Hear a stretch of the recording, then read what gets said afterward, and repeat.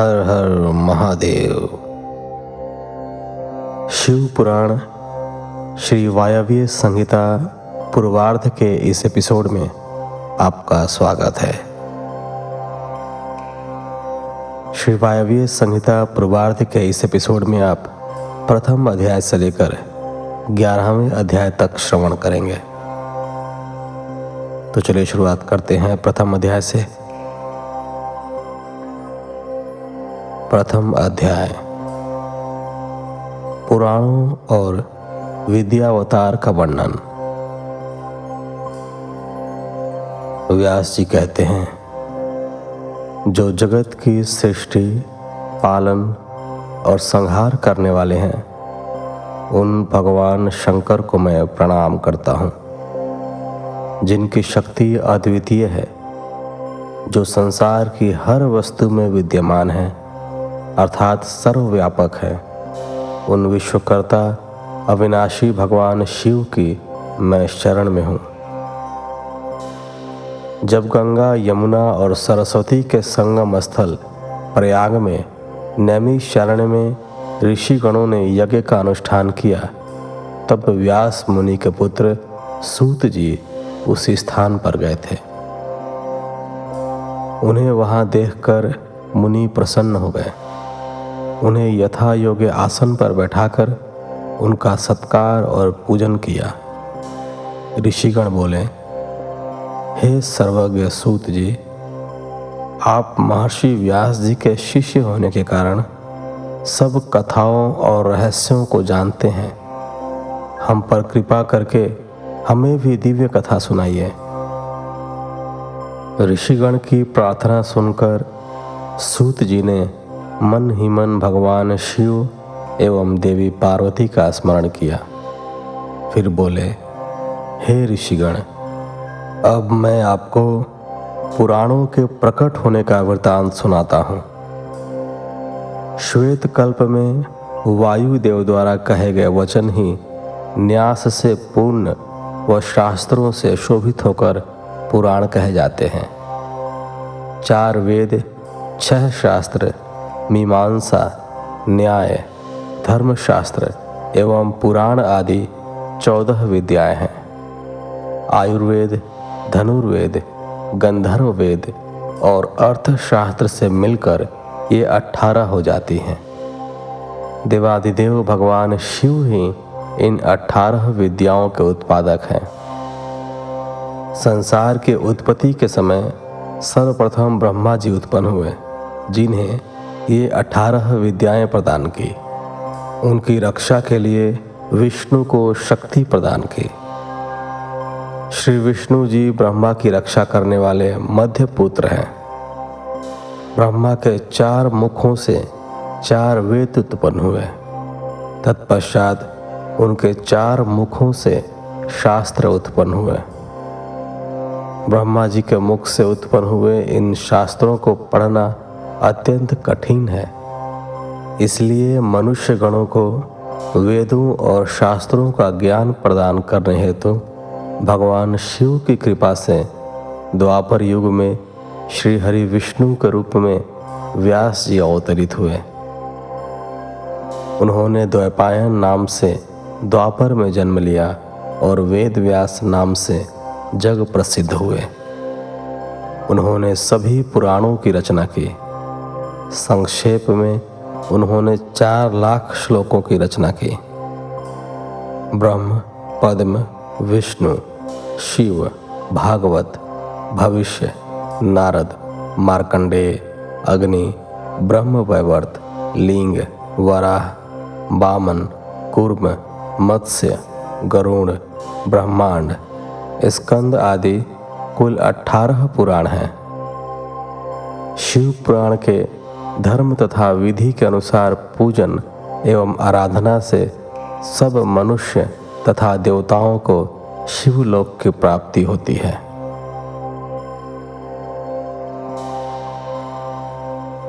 दूसरा अध्याय ब्रह्मा जी से मुनियों का प्रश्न पूछना। सूत जी बोले, हे ऋषियों, वराह कल्प में ऋषि गणों के मध्य विवाद छिड़ गया कि परब्रह्म कौन है। जब इस बात का निर्णय न हो सका तब सब ब्रह्मा जी के पास गए। उन्होंने ब्रह्मा जी को प्रणाम करके उनकी स्तुति आरंभ कर दी। तब ब्रह्मा जी ने उनसे पूछा, हे ऋषिगण, आपके यहाँ आने का क्या प्रयोजन है? ब्रह्मा जी के प्रश्न को सुनकर ऋषिगण बोले, हे ब्रह्मा जी, हम संदेह रूपी अज्ञान के अंधेरे में पड़ गए हैं, इसलिए हम सब बहुत व्याकुल हैं। हम पर कृपा करके हमारे संदेह को दूर करें। हम सब यह जानना चाहते हैं कि अविनाशी, नित्य, शुद्ध चित स्वरूप परब्रह्म परमात्मा कौन है। अपनी लीला से संसार को रचकर इस संसार का सृष्टिकर्ता, पालनकर्ता और संहारकर्ता कौन है? ऋषिगणों का यह प्रश्न सुनकर ब्रह्मा जी ने त्रिलोकीनाथ, कल्याणकारी देवाधिदेव महादेव जी का स्मरण करके उन्हें बताया।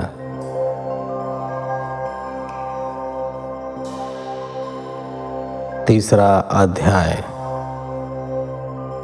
नैमिषारण्य कथा।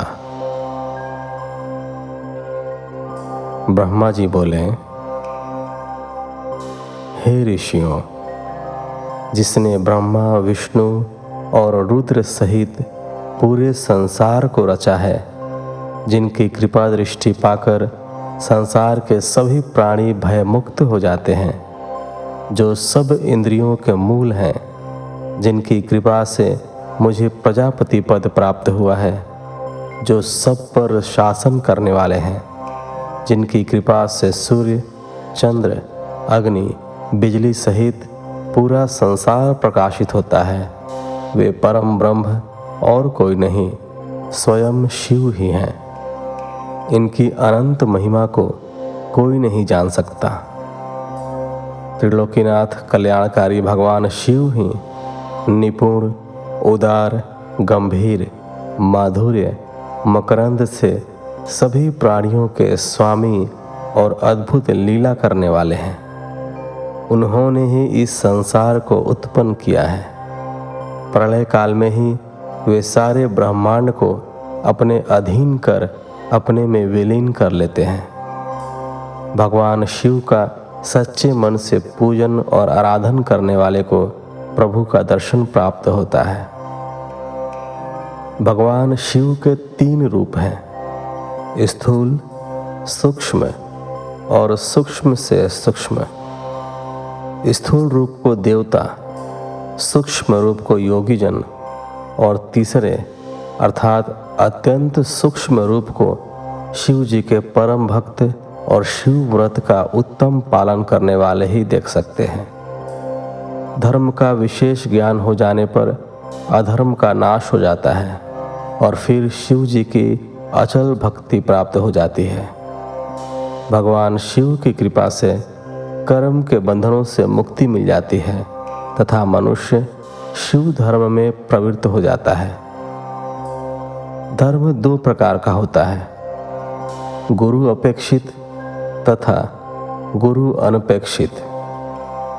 गुरु अपेक्षित धर्म द्वारा ही शिव धर्म में प्रवृत्त होकर शिव ज्ञान की प्राप्ति होती है और मनुष्य मोह माया को त्याग कर भाव साधन में लग जाता है।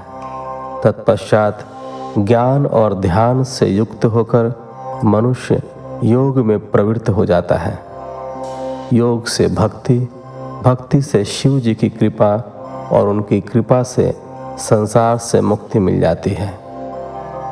तब मनुष्य शिव धाम और शिव पद को प्राप्त कर लेता है। इसलिए ऋषिगण, आप सबको मन और वाणी को शुद्ध करके परमात्मा शिव के ध्यान में लग जाना चाहिए। यज्ञों और मंत्रों द्वारा आवाहन करने से वायुदेव आपके पास आएंगे, उसी से तुम्हारा कल्याण होगा। फिर आप सब पवित्र वाराणसी नगरी में चले जाना, क्योंकि वहीं पर पिनाकधारी शिव देवी पार्वती जी के साथ विराजमान है। इस समय मैं मनोमय चक्र को छोड़ रहा हूँ। इस चक्र की नेमी जहाँ टूटे उसी स्थान पर आप महायज्ञ आरंभ करना। यह कहकर ब्रह्मा जी ने शिव जी का स्मरण करते हुए सूर्य के समान चमकते दिव्य अलौकिक चक्र को फेंक दिया।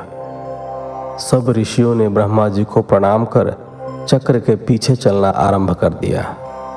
वह चक्र बहुत दूर चलकर एक बड़ी शिला से टकराया और उसकी नेमी टूट गई। तब वही स्थान नैमिषारण्य नाम से विख्यात हुआ। ऋषिगणों ने उसी स्थान पर महायज्ञ करने की दीक्षा ग्रहण की। एक समय की बात है, राजा पुरुरवा रानी उर्वशी के साथ विहार करता हुआ उस स्थान पर पहुंचा। पुरुरवा 18 समुद्र द्वीपों का स्वामी होते हुए भी उस भूमि को पाने के लिए ललचा गया। मोहित होकर वह उस भूमि को उनसे छीनने लगा। तब मुनिगण ने क्रोध में राजा पर कुशा का प्रहार किया और राजा को मार गिराया। इसी भूमि खंड पर ब्रह्मा जी ने सृष्टि की रचना की थी।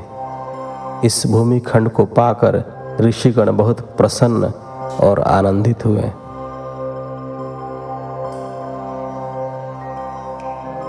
चौथा अध्याय, वायु आगमन।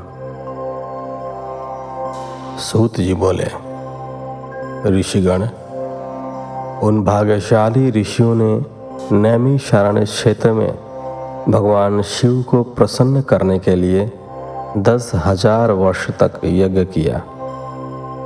तब ब्रह्मा जी से प्रेरित होकर वायुदेव ने उन्हें दर्शन दिए।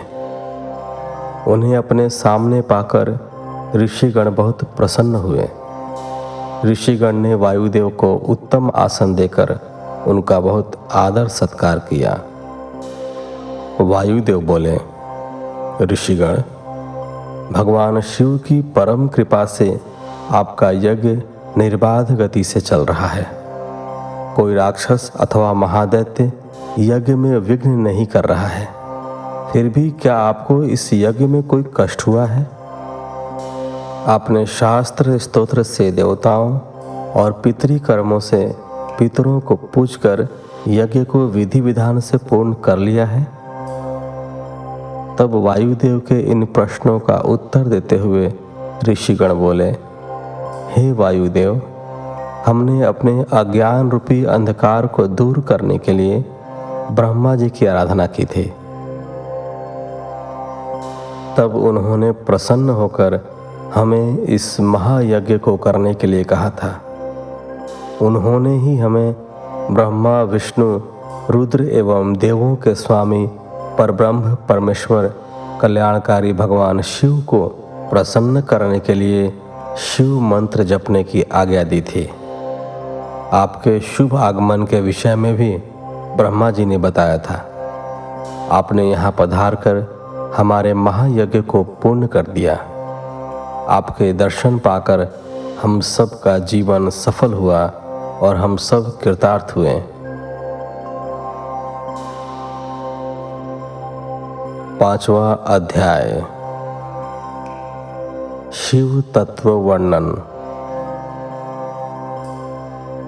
ऋषि बोले, हे वायुदेव, आप हम सबको यह बताएं कि आपको यह ईश्वरीय ज्ञान कैसे प्राप्त हुआ है, जिसका जन्म अभी तक अप्रकट है। ऐसे ब्रह्मा जी से आपने शिव भाव को कैसे प्राप्त किया? प्रभु, हमारी इस जिज्ञासा को शांत करें और हमें ज्ञान प्रदान करें। ऋषिगण के वचन सुनकर वायुदेव बोले, हे ऋषिगण, 21वें श्वेत रूप नामक कल्प में ब्रह्मा जी ने ब्रह्मांड की रचना करने के लिए भगवान शिव को प्रसन्न करने हेतु कठोर तपस्या की। तब उनकी कठोर तपस्या से प्रसन्न होकर कल्याणकारी शिव ने उन्हें अपने स्वरूप के दर्शन दिए। तत्पश्चात उन्हें परम शिव तत्व ज्ञान का उपदेश दिया। अपनी तपस्या के प्रभाव से ही मुझे ब्रह्म ज्ञान की प्राप्ति हुई है। सर्वप्रथम मुझे पशु पाशुपति संज्ञक ज्ञान प्राप्त हुआ। इस ज्ञान को वस्तु विनाशक माना जाता है। चेतन और प्रकृति दोनों का नायक ज्ञान ही है। पशु पाश एवं पति को तत्वज्ञ कहते हैं। क्षर प्रकृति, अक्षर पुरुष और इन दोनों का प्रेरक परमेश्वर है। प्रकृति माया है, माया ही महेश्वर की परम शक्ति है। जीव अपने कर्मों का फल भोगने के लिए ही माया से आच्छादित रहता है। ऋषि बोले, हे वायुदेव, काल आदि क्या है? उसका कर्म व फल क्या है? भोग किसे कहते हैं और भोग के साधन क्या हैं? वायुदेव बोले, ऋषिगण, कला, विद्या, राग, काल और नियति का भोक्ता मनुष्य है। हमारा शरीर ही भोग का साधन है। जब शिव भक्ति की भावना प्रबल होती है तब मनुष्य शिव स्वरूप हो जाता है। विद्या ज्ञान बढ़ाती है, राग को कला बढ़ाती है। सुख दुख से मोहित होकर आत्मा सत्व रज और तम गुणों को भोगती है।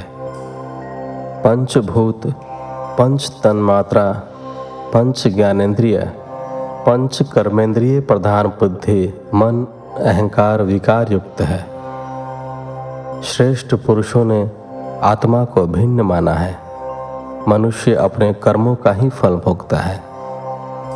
ईश्वर सर्वज्ञ और अगोचर है, वह ही अंतर्यामी कहलाता है। शरीर तो दुखों की खान है, वह नश्वर है और नष्ट हो जाता है। संसार में आकर वह जन्म मरण के चक्र में घूमता रहता है। आत्मा कभी नहीं मरती, वह अमर है। आत्मा एक के बाद दूसरा शरीर धारण कर लेती है। जीवात्मा ज्ञानहीन होने के कारण सुख दुख भोगने के लिए स्वर्ग और नरक में जाती है।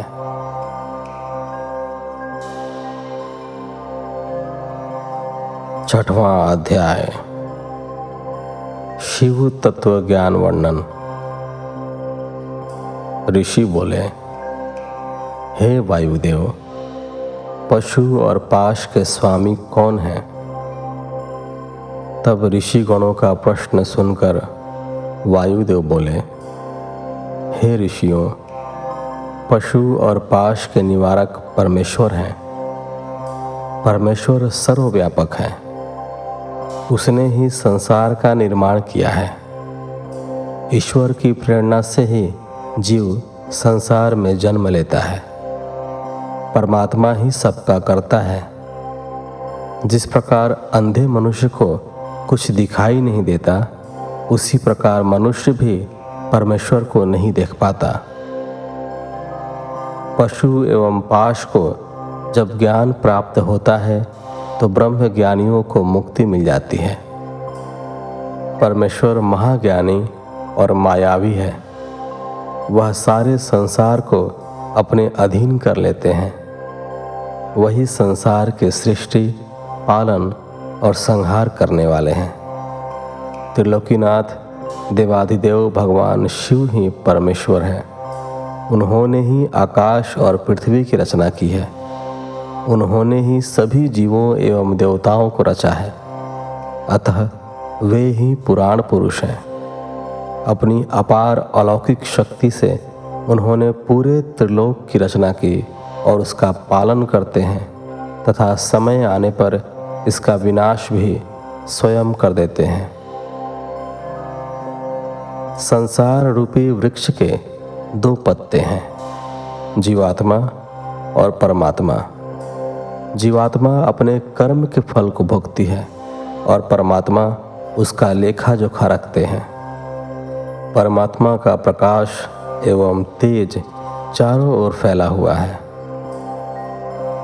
गुह्योपनिषद के अनुसार परब्रह्म को जानने वाला मनुष्य जन्म मरण के बंधनों से मुक्त हो जाता है। इसलिए सदाशिव की भक्ति कर मोक्ष प्राप्ति की इच्छा करनी चाहिए। वे कल्याणकारी सदाशिव ही सब कामनाओं को पूरा करने वाले हैं। उनके अमृत रूपी ज्ञान के बिना मुक्ति संभव नहीं है। अतः सर्वव्यापक सर्वेश्वर शिव का ही ध्यान और स्मरण करना चाहिए।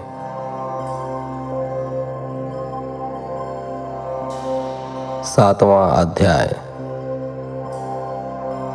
काल महिमा। ऋषि बोले, हे देव, इस विश्व की सृष्टि, पालन और संहार रूपी चक्र के निरंतर चलने से ही जीव की उत्पत्ति एवं विनाश होता है। हमें इस काल को अपने अधीन रखने वाले के विषय में बताइए। तब ऋषिगणों के प्रश्न का उत्तर देते हुए वायुदेव बोले, हे मुनियों, जिस काल के विषय में आप जानना चाहते हैं वह भगवान शिव का ही तेज और दिव्य रूप है। काल को कलात्मा नाम से भी जाना जाता है। इस चराचर जगत में कोई भी काल के सामने रुकावट नहीं डाल सकता। त्रिलोकीनाथ कल्याणकारी भगवान शिव की अंशांश शक्ति ही इस कालात्मा में कार्य कर रही है। इस काल शक्ति ने पूरे विश्व को अपने अधीन कर रखा है। यह काल सिर्फ भगवान शिव के ही अधीन है, क्योंकि इसमें स्वयं शिव शक्ति विद्यमान है। इस काल को रोक पाना किसी के वश में नहीं है। कोई इसका उल्लंघन नहीं कर सकता। अपनी अथाह बल शक्ति के कारण ही यह त्रिलोक पर अपना अखंड राज्य कर रहा है। भगवान शिव की शक्ति से ही यह सब जीवों को उनके सुख दुख का फल देता है। काल के अनुसार ही वायु, धूप, ठंड और मेघ द्वारा जल प्रदान करता है। समय पर सूर्यदेव अपनी तेज किरणों से जगत को तृप्त करते हैं, खेतों में अन्न पैदा करते हैं तथा फल फूल प्रदान करते हैं। जब मनुष्यगण इस काल तत्व को भली भांति समझ लेते हैं, तब उन्हें परमेश्वर शिव के दर्शन प्राप्त होते हैं। काल के स्वरूप को जान लेने पर ही शिव कृपा से काल का अतिक्रमण किया जा सकता है। इसे ही तो अमरता कहते हैं। यही मुक्ति है।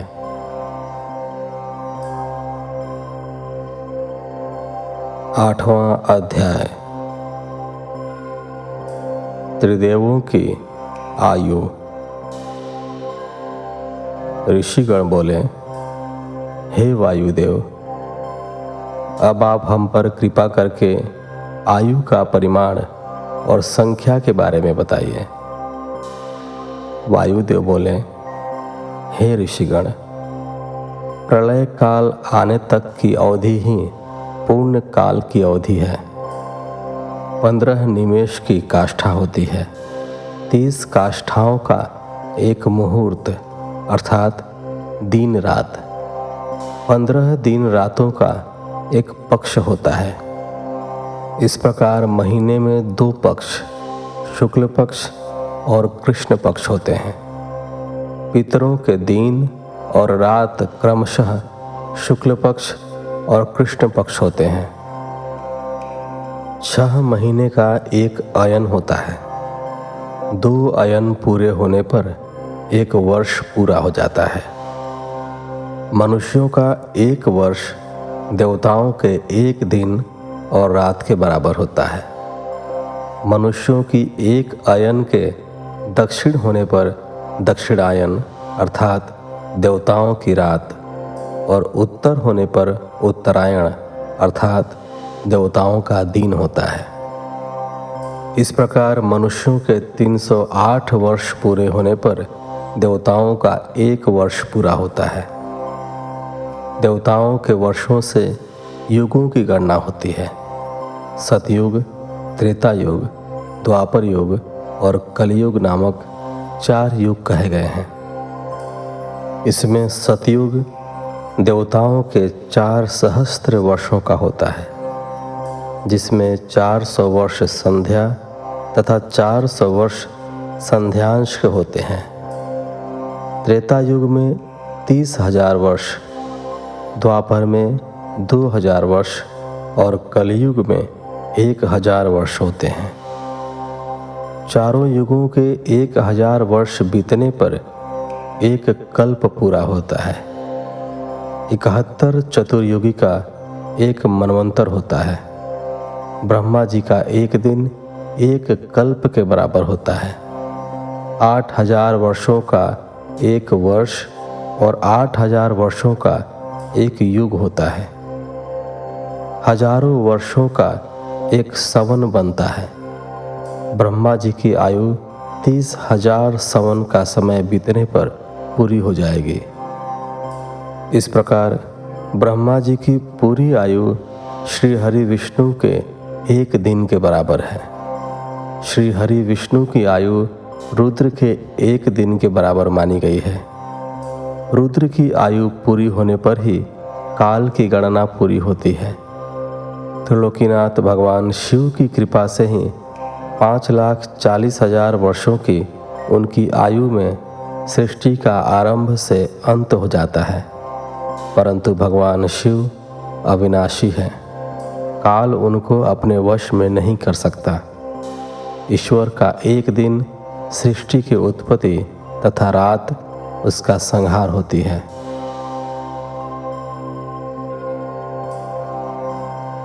9वां अध्याय, प्रलयकर्ता का वर्णन। वायुदेव बोले, ऋषिगण, सबसे पहले परब्रह्म से शक्ति उत्पन्न हुई। वह शक्ति माया कहलाई और उससे ही प्रकृति पैदा हुई। भगवान शिव की ही प्रेरणा से यह सृष्टि उत्पन्न हुई। इस सृष्टि की उत्पत्ति अनुलोम और विरतिलोम से इसका नाश होता है। यह जगत 5 कलाओं से पूर्ण एवं अप्रकट कारण रूप है। इसके मध्य में आत्मा अनुष्ठित है। त्रिलोकीनाथ देवादिदेव महादेव शिव ही सर्वज्ञ, सर्वशक्तिमान, सर्वेश्वर और अनंत हैं। वे सदा शिव ही सृष्टि की रचना, पालन और संहार करते हैं। सृष्टि के आरंभ से समाप्त होने तक ब्रह्मा जी के 100 वर्ष पूरे होते हैं। ब्रह्मा जी की आयु के 2 भाग, प्रथम परिध और द्वितीय परिध है। इनकी समाप्ति पर ब्रह्मा जी की आयु पूरी हो जाती है। उस समय अव्यक्त आत्मा अपने मध्य कार्य को ग्रहण कर लेती है। अव्यक्त में समावेश होने पर उत्पन्न विकार का संहार करने के लिए प्रधान तथा पुरुष धर्म सहित रहते हैं। सत्वगुण एवं तमोगुण से ओतप्रोत दोनों प्रकृति पुरुष व्याप्त हैं। जब ये दोनों गुणों में समान हो जाते हैं तो अंधकार के कारण अलग नहीं हो पाते। तब शांत वायु द्वारा निश्चल होता है। अद्वितीय रूपधारी महेश्वर अपनी माहेश्वर रूप रात्रि का सेवन करते हैं। प्रातः काल में महेश्वर अपनी योग शक्ति द्वारा प्रकृति पुरुष में प्रविष्ट हो जाते हैं। तब वे दोनों में शोक उत्पन्न कर देते हैं। तब उनकी आज्ञा से चराचर जगत में सभी प्राणियों की उत्पत्ति होती है।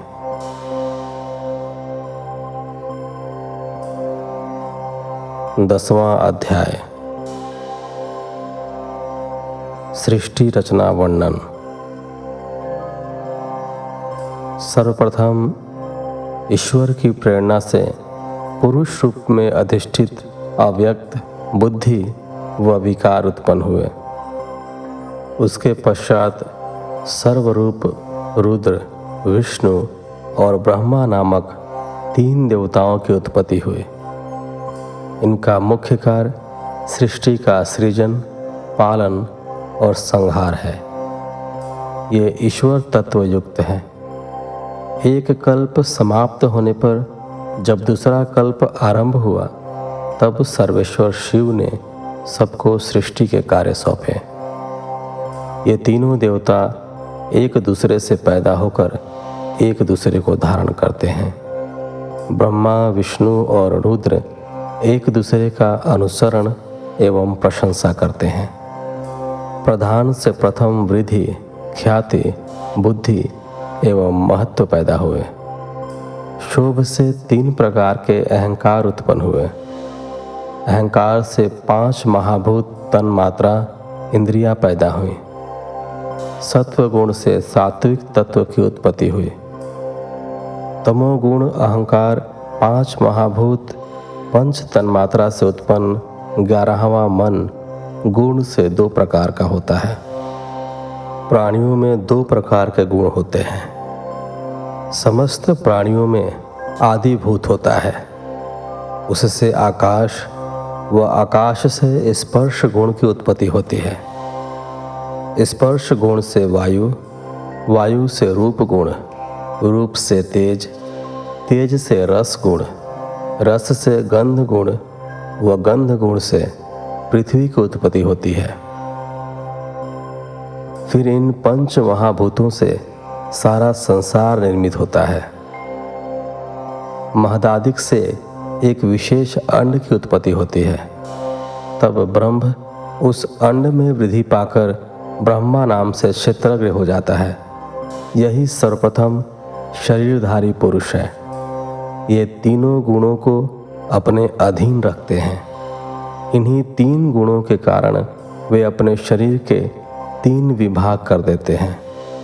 सृष्टि कार्य में ब्रह्मा, पालन में विष्णु एवं संहार कार्य में रुद्र कार्य करते हैं। उस विराट नायक का गर्भ बंधन सुमेरु पर्वत से होता है।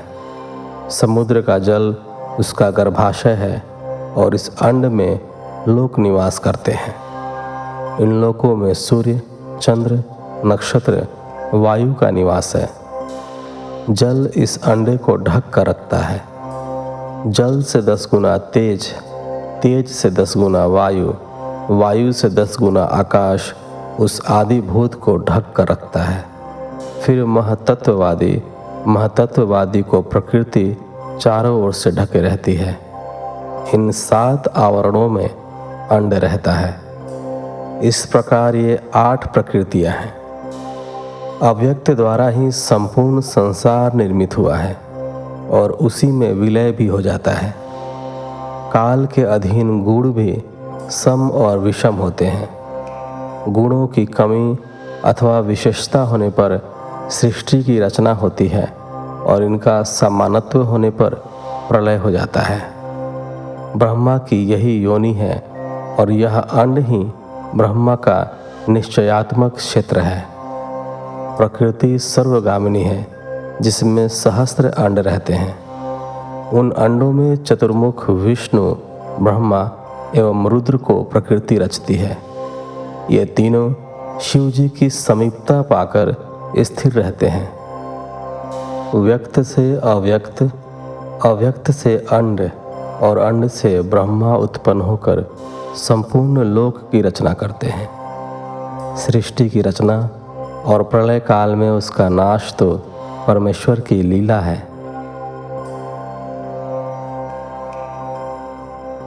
11वां अध्याय, सृष्टि आरंभ का वर्णन।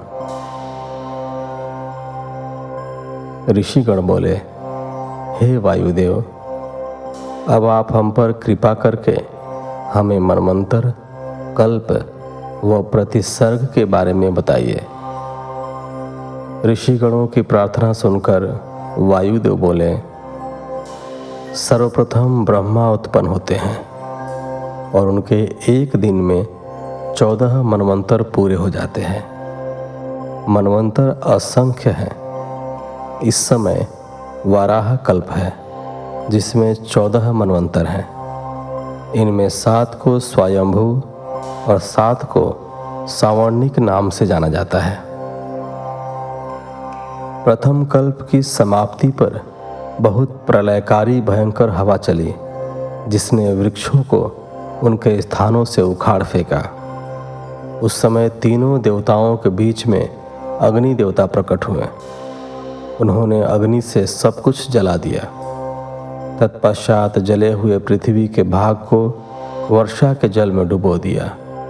जब ब्रह्मा जी ने देखा कि संसार पानी में डूब गया है और संपूर्ण ब्रह्मांड नष्ट हो गया है, चारों ओर अथाह जल दिखाई पड़ रहा है, तब वे भी सुखपूर्वक जल में सो गए। जब सृष्टि का आदिकाल होता है, उस समय श्रुतियाँ ईश्वर को जगाती हैं।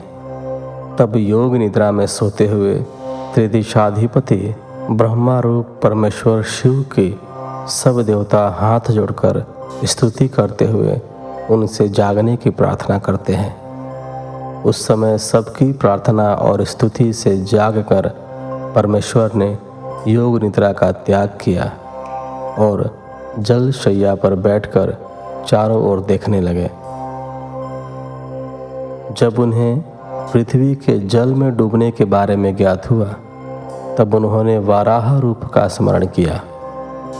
फिर वाराह रूप धारण करके उन्होंने समुद्र को झकझोरा और पृथ्वी को वापस लाने के लिए जल के बीच से अंदर चले गए। यह देखकर प्रसन्न देवता उन पर फूलों की वर्षा करने लगे। हिंदू रिचुअल्स, हिंदू रीति रिवाज सनातन धर्म के प्रसार के लिए अथक प्रयत्न कर रहा है। इस यात्रा में अब हमें आप सभी के सहयोग की और अधिक आवश्यकता है, ताकि हम अपने वेदों, पुराणों, उपनिषदों और शास्त्रों आदि का ऑडियो बुक के रूप में पुनर्संकलन कर भावी पीढ़ियों के लिए इन्हें संरक्षित कर सकें।